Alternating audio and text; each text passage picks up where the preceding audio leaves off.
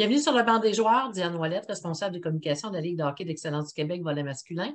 Alors aujourd'hui, je vais vous présenter qu'est-ce que c'est un directeur de franchise. Cette année, la Ligue de hockey d'excellence du Québec a mis en place ces nouveaux postes-là parce qu'on voulait se rapprocher un peu plus de nos équipes. Alors, j'ai avec moi quelqu'un qui occupe ce poste-là, directeur des franchises au niveau hockey. Il est aussi certifié entraîneur des habiletés au niveau canadien et au niveau provincial. Il agit aussi comme enseignant des habiletés avec l'équipe M18-3A des Forestiers d'Amos.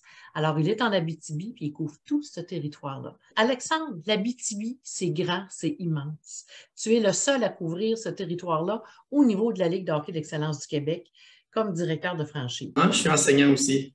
Le hockey est arrivé par envie de jouer avec mon frère quand j'étais jeune. Et puis, on a commencé, moi, je viens des Laurentides à la base.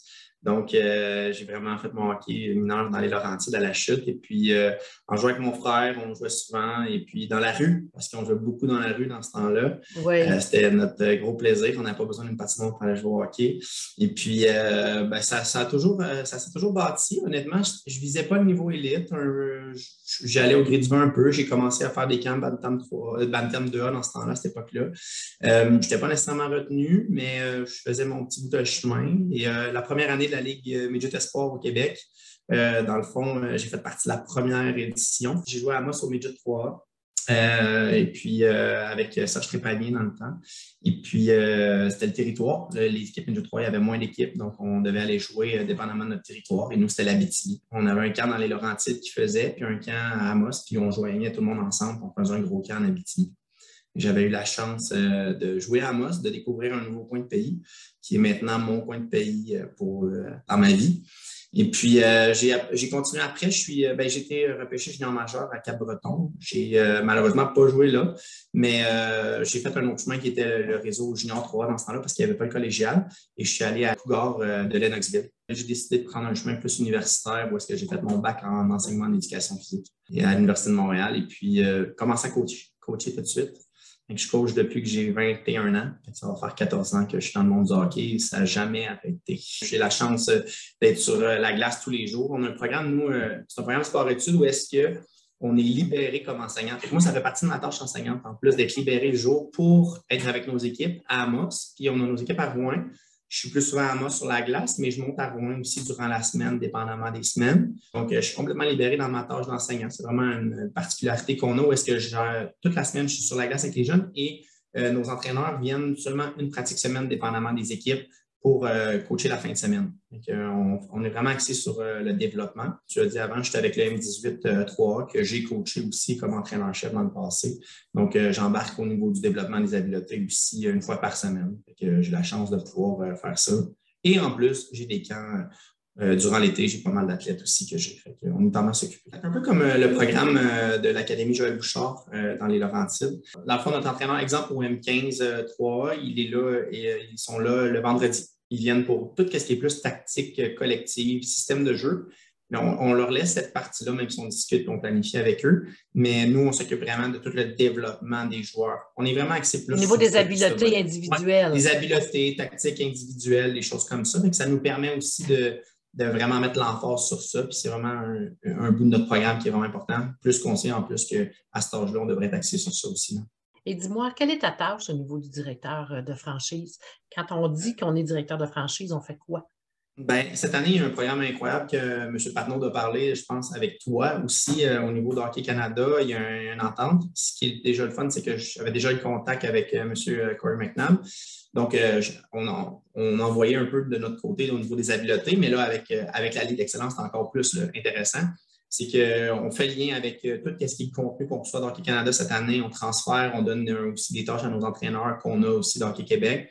On assure le suivi aussi au niveau du développement de nouvelles choses. Moi, je me vois plus vraiment comme un conseiller. L'objectif n'est pas nécessairement de diriger, mais vraiment d'amener les gens à réfléchir sur qu'est-ce qui est le mieux pour nos joueurs. Puis si on se pose toujours cette question-là, comment on peut les aider? Mais je pense qu'on réussit à faire de quoi avec la plupart du temps parce qu'on ne se cachera pas, le hockey, c'est, on va dire une équipe de 18, c'est 18 individus qu'on doit amener à travailler ensemble et ils ont chacun leurs forces, chacun leurs défis. On est vraiment dans des plans individuels de plus en plus, mais où est-ce que l'équipe va fonctionner à la fin? Dis-moi, qu'est-ce qui a changé au niveau du hockey? au niveau de ton approche? Tu dis que ça fait 14 ans, tu as quand même été entraîneur de certaines équipes, entre autres l'équipe des Forestiers Amos M18-3, tu étais entraîneur-chef là. Là, tu es revenu, tu es enseignant puis tu es coach en même temps, entraîneur des habiletés. Qu'est-ce que tu as dû ajuster, adapter au fil des années? Je ne veux pas avancer sur la génération, mais je pense que la société est rendue à un point où est-ce qu'on pense beaucoup à notre bien-être, puis c'est correct, puis c'est totalement, ça fait partie du développement de l'individu, mais il faut vraiment se concentrer sur comment on peut amener notre joueur dans ses forces à lui à performer. Puis peut-être des fois, on aimait beaucoup dans le hockey amener le moule et dire qu'on va jouer de cette manière-là parce que c'est comme ça que l'entraîneur veut jouer. Mais je ne pense pas où est-ce qu'on est rendu maintenant. Puis même en entendant Martin Saint-Louis parler, puis je pense qu'il y a une très belle vision, puis c'était ma vision déjà, d'amener vraiment le joueur à faire partie de l'entité de l'équipe, mais avoir ses forces, puis utiliser ses forces aussi. On ne veut pas nécessairement les mettre tous dans le même moule. On ne veut pas des joueurs de hockey pareils. Comme on dit souvent, là, on a besoin des mécaniciens, on a besoin des électriciens, on a besoin des avocats, on a besoin de tout le monde dans la société. Comment ça se traduit, ça, au quotidien, de dire à tes 18 joueurs ou à tes 17 dans la LHEQ, de dire, écoute, chacun d'entre vous avez votre entité, comment toi, tu peux arriver à leur permettre d'exprimer cette entité-là au niveau athlétique ou au niveau joueur de hockey? Honnêtement, je crois au niveau de la pédagogie, au niveau de l'enseignement sur la glace, que ce soit dans la planification que les entraîneurs ont à faire, bien, que nous, on fait, vraiment parce que des fois, à certains moments, on va faire des choses qui vont être plus faciles pour certains, plus difficiles pour d'autres. Il y en a qui vont se sentir confiants dans quelque chose, d'autres moins. Puis c'est de travailler à leur amener à faire des choix eux-mêmes dans ce qu'ils sont bien, puis dans ce qu'ils peuvent, puis leur lancer des défis aussi. D'amener le joueur à vraiment réfléchir sur sa technique à lui, puis sur des détails. C'est sûr qu'on va faire du global où est-ce qu'on va travailler la technique de patinage. À un moment donné, c'est pas vrai que tous les joueurs sont pareils. Même au niveau de la physionomie, de l'anatomie, un joueur ne patinera pas nécessairement de la même manière qu'un autre. On ne peut pas lui dire qu'il fait ça exactement comme ça ne fonctionnera pas. Mais maintenant, est-ce que tu peux aller chercher un petit peu plus de rapidité en faisant telle chose? Donc, vraiment les amener à leur donner des suggestions. Puis, un peu comme je pense que tous les entraîneurs sont d'accord avec moi, mais il faut vendre, il faut bien vendre. C'est une génération qui veut comprendre le pourquoi des choses. C'est une génération de Google, le why. Fait qu'on tape sur Google, sur quelque chose, on le trouve. Fait qu'il faut s'assurer d'être prêt à dire voici pourquoi je pense que ça pourrait être utile. Puis de cette manière-là, c'est vraiment au niveau pédagogique que ça va être payant. Ce qui est vraiment le fun, c'est le travail des entraîneurs ensemble. Si tout le monde ensemble travaille bien, collabore bien, que c'est pas juste une personne qui dirige tout le monde. Moi, j'ai souvent aimé dire les entraîneurs, c'est tous des entraîneurs. Au final, là, que ce soit chef ou n'importe quoi, il y a quelqu'un qui va trancher pour une décision finale. Mais il faut une collaboration entre tout le monde. C'est des convictions qu'on va passer par-dessus parce que quelqu'un va emmener un autre point. Fait que moi, je pense que c'est payant, puis c'est un peu le rôle du directeur de franchise, c'est d'amener les gens à réfléchir sur qu'est-ce qu'on peut faire de mieux, puis comment on peut le faire de mieux, mais sans brimer les gens dans leur technique, dans leur façon d'être, dans leur personnalité, mais pour que le bien-être de l'athlète vraiment de ce côté-là. Puis, comme tu as dit aussi, c'est vraiment important de créer le lien. Il faut créer le lien, puis tout être humain a besoin de créer le lien. Fait qu'il faut créer le lien avec nos athlètes. Et l'entraîneur, il y a un défi parce qu'il faut qu'il mette les bonnes personnes ensemble pour que ça fonctionne. Parce qu'il connaît ses joueurs, il devrait savoir ses forces. Déjà là, si l'entraîneur fait bien ça de ce côté-là, bien, ça va mieux fonctionner un peu la plupart du temps. Les joueurs vont connecter ensemble parce que l'objectif, c'est de connecter ensemble au final pour faire une équipe de hockey.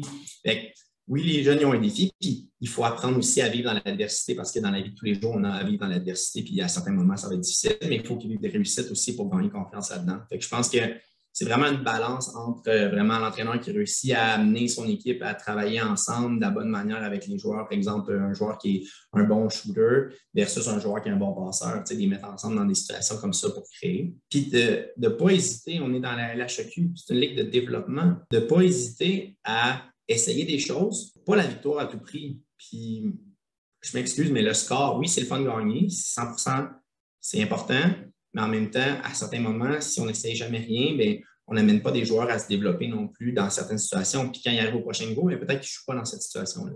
Mais il y a une connexion entre tout le monde maintenant. Encore là, encore plus cette année, je pense, avec le Gold Medal Pathway, de connecter tout le monde ensemble vers c'est quoi nos lacunes pour aller aux programmes nationaux, etc. etc. L'autre chose aussi, il ne faut pas oublier, puis on veut développer, puis ça c'est bon, mais on joue au hockey, on joue à un sport, on a du fun. Et puis je pense que les jeunes, ils sont rendus que c'est le fun de voir les régions se connecter, puis jouer en tournoi, puis là, avec les événements où tout le monde se voit en même temps, bien, on peut comparer où est-ce qu'on est en même temps dans notre développement.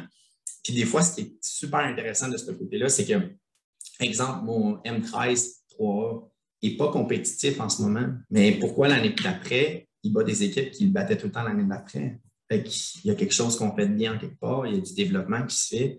Fait que je pense que c'est aussi d'un peu tout le monde se challenger, toutes les organisations, à juste essayer de faire le meilleur développement. Il est où le plaisir dans la Ligue de hockey d'excellence du Québec, Alexandre? Moi, je pense que d'être dans les programmes sport-études, première des choses, au niveau de la motivation scolaire, de sortir le jour, d'aller pratiquer, de faire un sport, d'avoir du fun, puis c'est là que c'est plaisant. Puis nous, on le vit toutes les 2 fins de semaine, je vais dire, mais on est sur la route. Les jeunes vivent des expériences ensemble incroyables. Je pense que le plaisir, il est là parce qu'on fait un sport puis tout le monde embarque là-dedans aussi. Plein d'initiatives partout, des entraîneurs, des organisations. Moi, je trouve ça vraiment intéressant que justement de voir dans les communications que telle organisation a fait ça, telle organisation a fait ça. L'implication des gens, je pense qu'on voit que le hockey amène une autre porte, puis c'est de tout ce qui est à côté du hockey. Ils vont avoir un coffre à outils avec plus d'outils dedans pour faire face à la société.